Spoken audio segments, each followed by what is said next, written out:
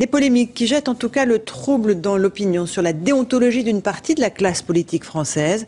Alors pour éviter les abus et les dérives, l'exemple à suivre est peut-être celui de la Norvège. Sens de l'économie, transparence et règles très strictes sont au cœur de la vie publique. Regardez ce reportage à Oslo de Valérie Nataf et William Villemain.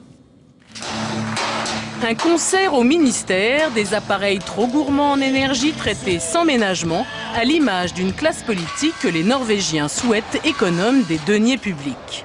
Prenez cette femme, ministre depuis 1 an et demi, après une carrière locale. À la sortie d'une émission matinale, elle se rend à son bureau à pied par -15, sans officier de sécurité et sans collaborateurs.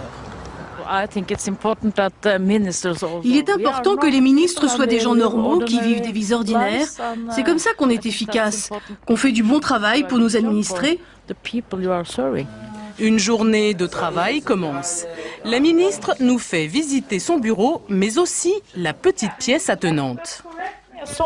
Quelquefois, je dois repasser des affaires. Personne ne le fait pour vous ? Non, qui devrait le faire? Et quand vient l'heure du déjeuner, c'est à la cafétéria du ministère qu'elle mange une salade, assise à quelques sièges de la femme qui nettoie les sols. La Norvège, 4,8 millions d'habitants. Dans ce royaume de glace et de neige, la classe politique se veut irréprochable, la tradition protestante. D'ailleurs, en quelques clics, chaque citoyen peut savoir les impôts payés par ses élus ou par les membres du gouvernement. Ce député d'opposition, ancien employé de chez Disney, conserve les reçus de ses repas. Il doit justifier ses dépenses et il trouve cela normal. Si la vie est trop dure pour un élu comme moi, alors c'est le signe que nous devons changer la manière dont la société est organisée. Je ne dois pas ignorer cette réalité en m'octroyant un privilège.